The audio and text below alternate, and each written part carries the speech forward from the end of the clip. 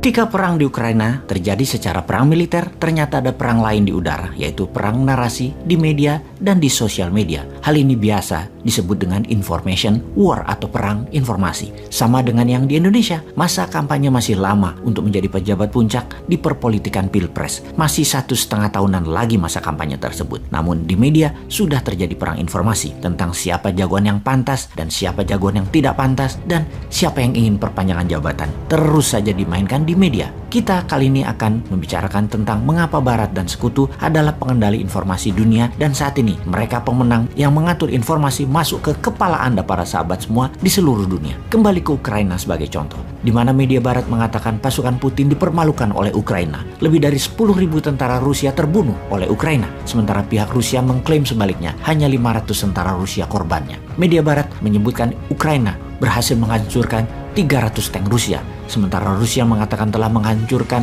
900 tank Ukraina. Intinya media Barat menyokong informasi kepada rakyat Ukraina dan dunia bahwa Ukraina berhasil mempertahankan tanah air mereka, sementara Rusia menginformasikan kepada rakyatnya pasukan pembebasan Rusia berhasil menaklukkan sepertiga wilayah timur Ukraina yang membuat tanah air Rusia akan terlindungi dari serangan agresi NATO. Sebenarnya berapa besar korban perang dan tingkat kerusakan yang terjadi selama perang di Ukraina hingga saat ini? Tidak ada yang tahu pasti. Tidak ada wartawan di media perang yang dapat memastikan kejadian yang tepat jumlahnya. Tidak ada observer mandiri yang independen di medan perang saat ini. Kita tidak tahu mana informasi yang difilter, mana informasi yang dimodifikasi, terutama di sosial media. Sosial media itu level playing field-nya berbeda karena sosial media tidak lagi netral. Kita membicarakan big giant raksasa media sosial seperti Twitter, Facebook, Google, Apple, di mana mereka mengambil posisi bersekutu dengan pihak Barat. Mereka hanya memperbolehkan narasi yang sejalan dengan Barat dan membatasi informasi yang berlawanan dengan Barat. Sungguh,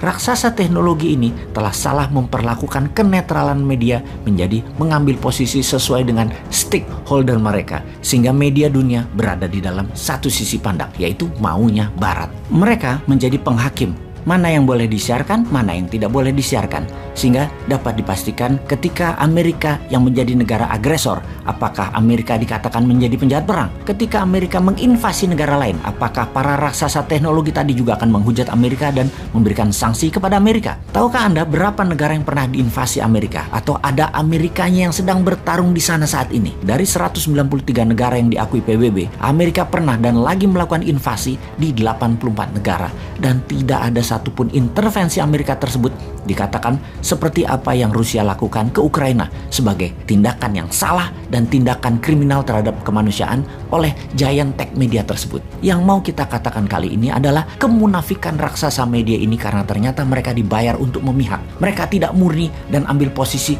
ke yang bayar. Yang para raksasa teknologi media tersebut misalnya di tahun 2021 mendapatkan keuntungan yang sangat besar dalam mempromosikan Amerika War on Terror, kampanye anti-teroris dan melabel teroris oleh Amerika kepada dunia, terutama Google, Facebook, Microsoft, dan Amazon. Mereka semua dibayar sekitar 44 billion dolar atau hampir 1/4 APBN Indonesia dari Pentagon dan dari US Homeland Security untuk mendapatkan akses database, penyidikan personal data, hingga penyebaran narasi propaganda. Informasi itu menarget langsung hati dan pikiran dari para pengguna sosial media tersebut. Bayangkan ada 2,7 miliar manusia setiap hari menggunakan Facebook, Instagram. 206 juta manusia menggunakan Twitter setiap harinya misalnya. Dan lihat betapa dahsyatnya efek manipulasi data tersebut di dalam mengendalikan pembicaraan pengguna di sosial media di semua platform raksasa teknologi ini. Para raksasa teknologi informasi tadi saat ini banyak memperkerjakan dan bekerja sama dengan Kementerian Pertahanan Amerika, Departemen Dalam Negeri, Homeland Security, NSA, National Security Agency, dan FBI-nya Departemen Kehakiman Amerika. Ada Jared Cohen dari State Department atau Kementerian Luar Negeri sebagai Ketua Kebijakan Internasional. Sekarang dia aktif di Google untuk Counter Terrorism Tool.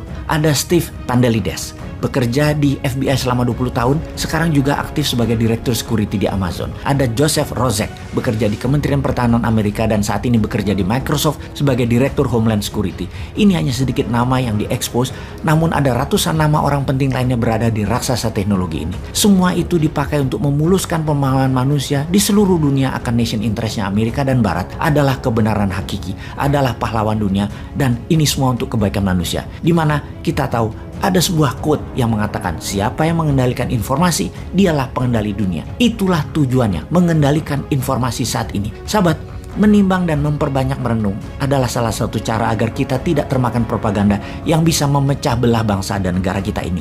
Seperti banyaknya narasi kebencian dan pemujaan terhadap satu sisi dan sisi lainnya yang kita harus pilah dan keluar